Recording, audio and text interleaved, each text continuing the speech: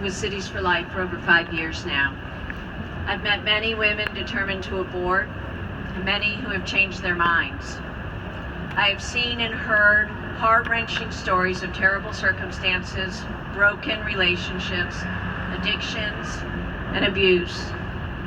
There have been many times when a woman has chosen life and agreed to let us help her, when I've turned my eyes to heaven and said, "Great, Lord, how are we going to handle this one?"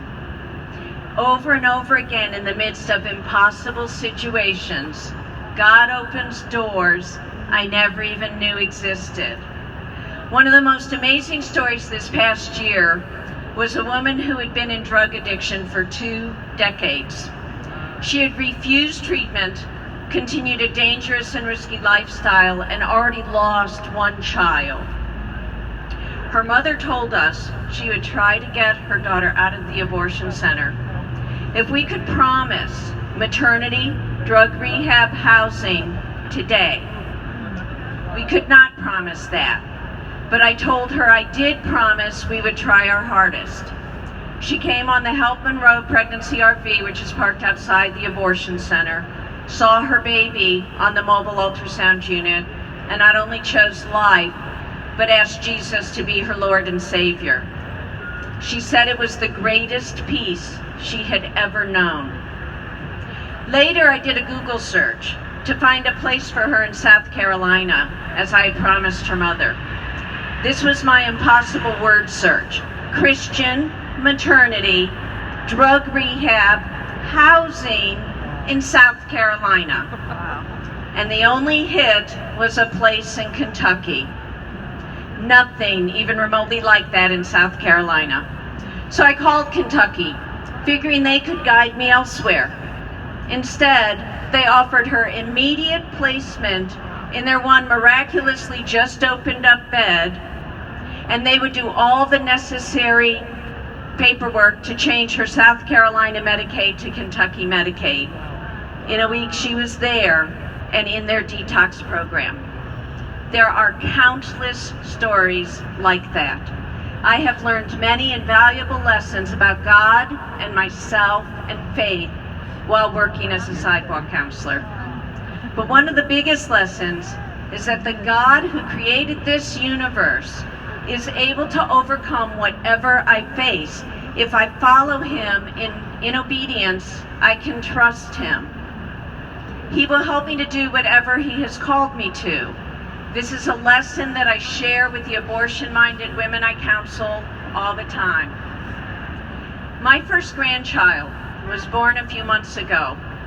Holding him and loving him, I was struck anew by God's amazing design for a mother and a child. A newborn baby cannot see very well. He can only see about 8 inches away. That is the distance from a mother's arms as she cradles her child to her face. As the child nurses, his whole world is his mother. He cannot see any further, nor does he need to. He can trust that the face that fills his visual field is all he needs to see. As I pondered God's incredible ways in securing the bond between the mother and the child, it grieved me even more deeply that abortion violently severs that bond. But instead of succumbing to depression, as I minister to the mothers who have so tragically chosen the path of abortion, I try to remember I am a child of God. And when he fills my visual field, when I keep him always in focus, when he is my whole world, I can do all things, even this difficult work. Abortion is sad and horrific. There are times it overwhelms all of us who labor to end it. But it would be sadder and more horrific if there were no one speaking for those babies or mourning their deaths. I pray some of you listening today would heed God's call and join us. And I pray one day very soon there will be no need for any of us to be on the sidewalk, because women will run to God rather than to abortion. Amen. This past year, 503 women chose life, and we helped every one of them that wanted our help. 28 men, women, and abortion workers asked Jesus to be their Lord and Savior after our counselors shared the truth of the gospel. 12 abortion workers left that industry in the past 18 months in our city, and 10 that we know of committed their lives to the Lord. Many lives were completely transformed by the presence and faithful witness of gentle, obedient Christians standing on the sidewalks offering themselves in service to God. There are many evils in this world. In my mind, abortion is one of the very worst. But as in all evil, it is so important to remember that it is a battle of the spiritual forces of good and evil in the heavenly realm. We choose the side with which we will align. The choice to stand on a frigid day calling out to abortion-minded women who often consider us the enemy is sometimes a lonely one. We are ridiculed, taunted, and even threatened. Standing with God is not always popular, especially on the front line of the battle, like the sidewalks of an abortion center.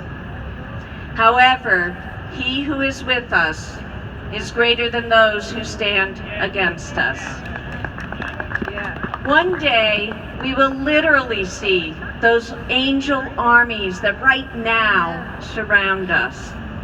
For now, we have to be satisfied, sometimes by text, from grateful moms about their little babies that were scheduled to die by abortion, but instead are alive.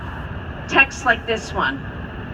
If you hadn't been there, my baby would not be here. One day, I want to stand on the sidewalk with you. Thank you.